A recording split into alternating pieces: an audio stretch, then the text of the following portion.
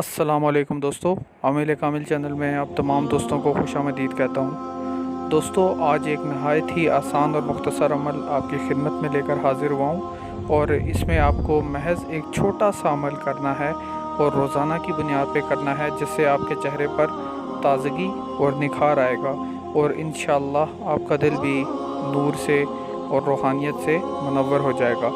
दोस्तों, अमल कुछ इस तरह से है कि आप जब भी अपना मुंह धोएं तो मुंह धोने से पहले दुरूद इब्राहिमी एक बार पढ़ के अपने हाथों पर दम कर लें, ठीक है। उसके बाद आप अपने मुंह पर हाथ फेर लें और मुंह धो लें।